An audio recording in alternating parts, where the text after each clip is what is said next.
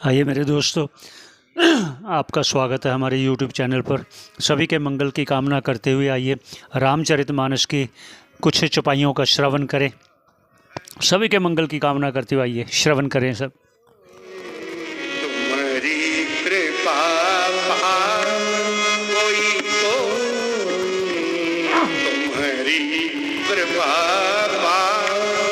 यह गुण साधन से नहीं हुई, ये गुण साधन से नहीं होता।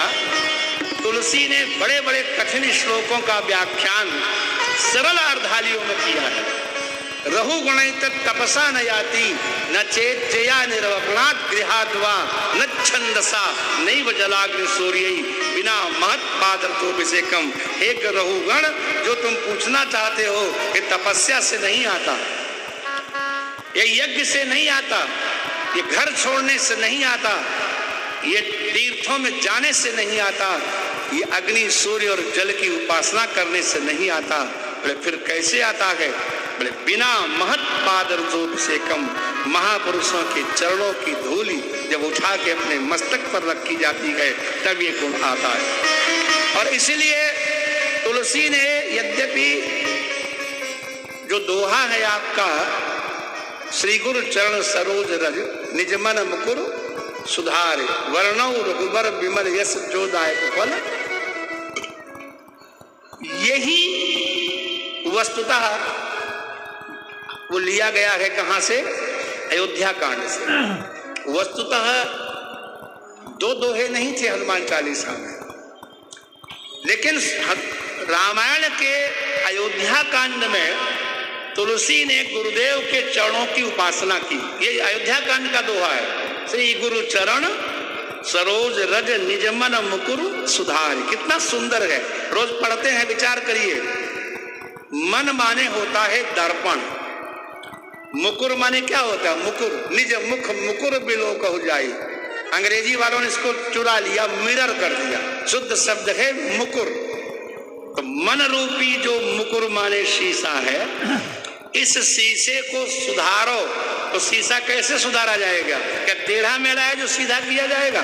नहीं, शीशा को सुधारने का मतलब है कि गंदा है, साफ चेहरा नहीं दिखता, तो उसमें थोड़ी सी राख डालो और रगड़ के झाड़ दो, शीशा चमकने लग जाएगा और उसमें मुख आपका दिखने लग जाएगा। तो कैसे चमके? तो श्री गुरु चरण सरोज रज, गुरुदेव के चरणों का जो धूल है, जो रज है, उसको डालो अपने अंतःकरण में, और जब चमकने लग जाए तब उसमें अर्थ दिखाई पड़ेंगे, भगवत चरित्र दिखेंगे, और तब वर्णो रघुवर विमल। यही बात कह रहे हैं रघुगण से जो है जड़ भरत, कि बिना महत् पाद रजो विषेकम, महापुरुषों के चरणों की धूली मस्तक पर बिना चढ़ाए आपको एक गुण आने वाला नहीं है। और इसीलिए रघुगण कहते हैं कि हे प्रभु, हमें क्या करना चाहिए? बोले संतों का संग करना चाहिए, महापुरुषों का।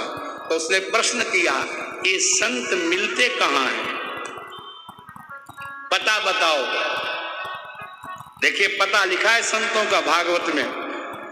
भरत जी ने पता बताया, यत्रोत्तम श्लोक गुणानुवादः प्रस्तूयते ग्राम्य कथा विघातः।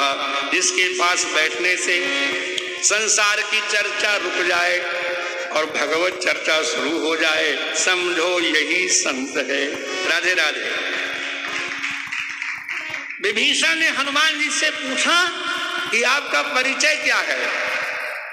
तो बताना चाहिए था कि हम रामदूत हैं, पवन पुत्र हैं, बजरंग बली हैं। तब हनुमंत कही सब राम कथा निज नाम। अरे नाम में क्या धरा, परिचय में क्या धरा? पूछा परिचय और सुनाने लगे भगवान की कथा, और सारी कथा सुनाई। बड़ी बढ़िया कथा थी, तो वो भी मौन सुनते रहे। जब कथा पूरी हो गई तो विभीषण ने कहा, अब कम से कम व्यास जी नाम तो बता दो अपना। तो तब निज नाम, तब अपना नाम बताया। पहले क्या सुनाई? कथा। तो यत्रोत्तम श्लोक गुणानुवाद प्रस्तुयते ग्राम्य कथा विगाता, संसार की चर्चा को रोकने वाला, भगवत चर्चा को प्रारंभ करने वाला, जहां सत्संग होता है समझो वहां संत रहते हैं। और निषेव मानो नुदनम मुमुक्षो, और मोक्षकामी भगवत प्राप्ति की कामना के लिए उस व्यक्ति को, सत्संगी को रोज ऐसे संत का आश्रय लेना चाहिए। तो कल की अवतार कब होगा? ये रियालयो सपि कथा सताम न कथा हरे शिव, जब भगवान की कथा संतों के आश्रमों में भी बंद हो जाए और संसार की चर्चा चले, समझो कल की अवतार होने वाला है। और पाखंडिनो द्विज जना, और ब्राह्मण पाखंडी हो जाए। क्या हो जाए? ब्राह्मणों का ना बिना संतों को नहीं दिया गया। पाखंड किसे कहते हैं? मनस्य अंत सैवा, बहिष्काता और सभा मध्य वैष्णवा। अंदर से दुर्गा की उपासना करते हैं, बाहर जो है शिव जी का तिलक लगाए हैं, और कहीं सभा में कम्बल बट रहे हो तो वैष्णव बन गए। बोलो Radhe Radhe. That is called पाखंडी। अंत सैवा, बहिष्काता और सभा मध्य च वैष्णवा। नाना रूप धरा कौला विचरंत मही तले, नाना प्रकार के रूप धारण करके जनता को धोखा दे करके केवल धनादि की कामना करने वाले जो हैं, ऐसे जब पाखंडी ब्राह्मण हो जाए तो समझो कलयुग आ ही गया है, कल की अवतार होने वाला है।